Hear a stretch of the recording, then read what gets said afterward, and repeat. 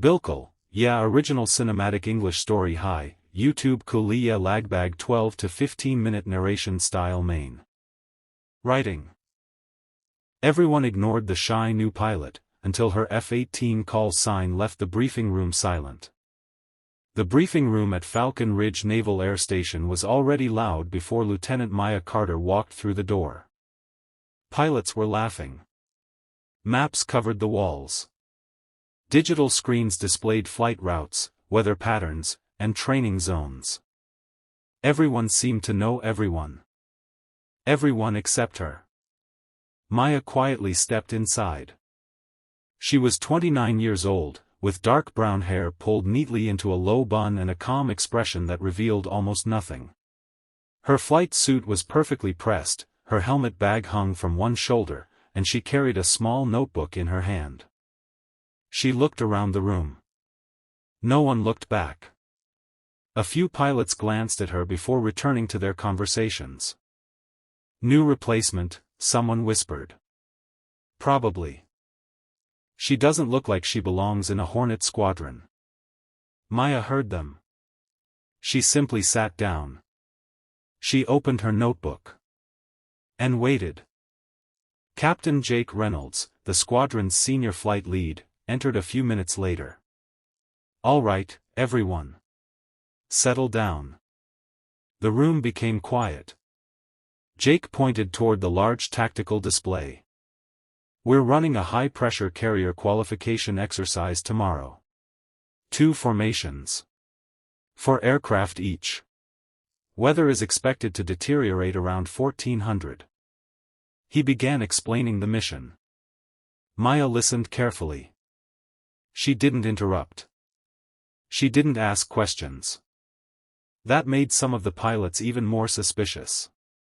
After the briefing, Jake looked around. Lieutenant Carter, you're assigned to Red 2. Maya nodded. Understood, sir. One of the pilots, Lieutenant Cole Harris, smirked. Red 2? A few people laughed. Cole leaned back in his chair. Hope you like following. Maya looked at him. For a second, their eyes met. Then she smiled politely. I don't mind. The room laughed again. Cole thought he'd won. But Maya said nothing more. The next morning, the pilots gathered near the flight line.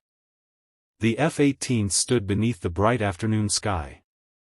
Their engines were silent. For the moment. Maya walked toward her aircraft.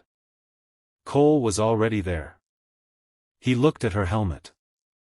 You really don't talk much, do you? Maya smiled. Not when there's nothing important to say. Cole raised an eyebrow. Then he laughed. Fair enough. The pilots climbed into their aircraft. Soon, the flight line came alive. Engines screamed. Ground crews moved quickly. The F-18s rolled toward the runway. One after another, they launched into the sky. Maya's aircraft followed. Red flight, check in. Red 1, good. Red 3, good. Red 4, good. Then Maya spoke. Red 2, good. Her voice was calm. Almost too calm. The formation climbed toward the training area. At first, everything went according to plan. But 20 minutes into the exercise, the weather changed. Clouds moved rapidly across the training zone. Visibility dropped. Wind speed increased. Jake's voice came over the radio. Red flight, Titan formation. The pilots adjusted. Then an alert appeared on their systems. A simulated emergency had been added to the exercise. One aircraft was considered disabled. The goal was to locate it and escort it back to safety. Jake gave the order. Red 2, take the lead on the recovery route. Cole immediately responded. Captain, shouldn't Red 1 handle that? Jake looked at the tactical display. Maya has the best position. There was silence. Then Cole replied. Understood. Maya turned toward the recovery corridor. Her aircraft disappeared into the clouds. For several minutes, everything remained quiet. Then. Red 2, report. No answer. Jake frowned. Maya, report. Static. Cole looked at his instruments. Maybe she lost comms. Jake's expression changed. Red flight, hold position. The other pilots waited. 10 seconds passed. 20. Then 30. Suddenly Maya's voice came through. Red 2 to Red 1. I have visual. Jake exhaled. Confirm. I have the simulated disabled aircraft. Jake smiled. Good work. Bring it home. Maya's voice became serious. Negative. Everyone froze. Jake stared at the radio. Say again. There is a problem with the recovery corridor. Cole laughed nervously. It's a simulation. Maya answered calmly. I know. Then what's the problem? Maya didn't answer immediately. Instead, she studied the terrain. The weather. The wind.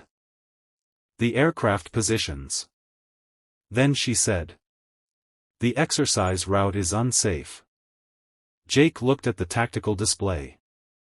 Why? The wind has shifted 30 degrees since we entered the zone. If Red 4 follows the planned route, he'll be pushed toward the restricted boundary. Jake checked the instruments. She was right. His expression became serious. Red 4, abort your current heading. Red 4 immediately changed course. Everyone in the briefing room listening to the exercise suddenly became silent. Maya continued. Red 3, climb 500. Copy. Red 1, descend slightly. Jake followed her instructions. For the next 2 minutes, Maya directed the entire formation. No shouting. No panic. Just precise instructions. Finally, all 4 aircraft were safely outside the dangerous corridor. Jake stared at his screen. He had expected the new pilot to need guidance. Instead, she had just prevented the entire formation from entering a simulated disaster. When they returned to base, nobody joked about Maya. The pilots climbed out of their aircraft. Cole approached her. How did you see that? Maya removed her helmet. Years of flying. Cole looked confused. Years? Maya nodded. I've been flying since I was 19. Cole stared at her. Then why did you transfer here as a lieutenant? Maya didn't answer. She simply walked away. That evening, the squadron gathered for another briefing. Jake entered carrying a tablet. Before we begin, there's something you should know. Everyone looked at him. Jake turned toward Maya. Lieutenant Carter, would you like to explain? Maya shook her head. No, sir. Jake smiled. Then I'll do it. He walked to the front of the room. Most of you know Maya as Lieutenant Carter. He tapped the screen. A photograph appeared. It showed a much younger Maya standing beside an F-18. The room became quiet. Jake continued. Before joining this squadron, Lieutenant Carter served with another carrier air wing. Cole leaned forward. Jake continued. 3 years ago, during a night operation, her flight encountered severe weather and an unexpected systems failure. 2 aircraft were forced to divert. 1 pilot became disoriented. Jake looked at Maya. Lieutenant Carter stayed behind. Maya lowered her eyes. She guided the lost aircraft back toward the carrier while dealing with multiple system warnings in her own aircraft. Someone whispered. "How?" Jake smiled. "Skill. Training. And a very unusual instinct."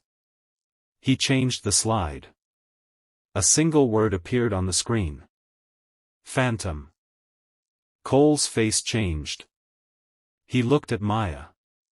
"That's your call sign?" Maya nodded. Jake continued. "She earned it because during that operation, she disappeared from radar for nearly 3 minutes while flying through severe weather." A pilot in the back asked. 3 minutes? Jake nodded. 3 minutes and 17 seconds. Everyone was silent. "But she returned." Jake looked at Maya. "And she brought the other aircraft home." Cole stared at the floor. The jokes from the previous day suddenly felt very different. Jake closed the tablet. "That's why her call sign is Phantom." Maya finally spoke. "Call signs aren't trophies." Everyone looked at her. "They're reminders." "Reminders of what?" Maya took a breath. "Of the person you had to become to earn them." No one laughed. No one interrupted. For the first time since she had arrived at Falcon Ridge, the entire room was listening to her. The next morning, the squadron faced a real training challenge. A complex carrier exercise had been scheduled. The sea was rough. The wind was unpredictable. And the mission required precision. Jake assigned Maya as lead. Cole was placed directly behind her. Before takeoff, Cole approached her. "Lieutenant." Maya turned. He hesitated. "I owe you an apology." Maya smiled. "For what?" "For assuming you were inexperienced." Maya adjusted her gloves. "You weren't the first." Cole laughed softly. "Still." He extended his hand. Maya shook it. "Let's fly." The aircraft launched. One by one, the formation climbed into the gray sky. For the next hour, everything went perfectly. Then the carrier reported a problem. The recovery window was shrinking. The wind had changed again. Jake's voice came over the radio. "Red flight, prepare for recovery." Maya checked her instruments. Then she noticed something. A small discrepancy. Nothing obvious. But something was wrong. "Red 1, confirm carrier wind. Wind 280 at 20. Maya looked again. Her instrument suggested something different. "Negative. I'm reading 275. Jake checked.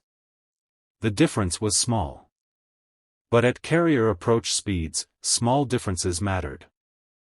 Maya made a decision. "Red flight, hold." Jake hesitated. "Phantom, explain." Maya stared through the canopy. "The wind is shifting." She waited. A few seconds later, the carrier updated the report. "Red flight, correction. Wind 275 at 25. Cole looked at his instruments. Maya had been right again. Jake smiled. "Phantom, lead the recovery." Maya pushed the throttle forward. "Copy." The formation approached the carrier. The sea below looked endless. The deck appeared tiny in the distance. Maya remained calm. Her voice came over the radio. "Red flight, stay tight." The first aircraft landed. Then the second. Then the third. Finally, Maya's F-18 came in. The aircraft touched down smoothly. The hook caught the arresting cable. The jet stopped. For a moment, everything was silent. Then the deck crew erupted in cheers. Maya climbed out of the cockpit. Cole walked toward her. He shook his head. Phantom. Yes? I finally understand. Understand what? Cole smiled. Why they gave you that call sign. Maya looked toward the ocean. Do you? Cole nodded. You don't need to be loud to lead. Maya smiled. Exactly. Back inside the briefing room, Jake stood before the squadron. He looked at every pilot. Remember something. Everyone listened. The most dangerous mistake a pilot can make isn't misreading an instrument. He paused. It's believing you already know what the person beside you is capable of. His eyes moved toward Maya. Never underestimate the quiet ones. Maya sat in the back of the room, just as she had on her first day. But this time, nobody ignored her. Nobody whispered. Instead, when Jake asked who wanted to fly with Phantom on the next mission, every hand in the room went up. Maya looked around. For the first time, she laughed. Not loudly. Just enough for everyone to hear. And from that day forward, whenever a new pilot walked into the briefing room and sat quietly in the corner, the squadron remembered one simple lesson. Never judge a pilot by how loudly she speaks. Because sometimes, the quietest voice in the room belongs to the person everyone will follow when the sky turns against them.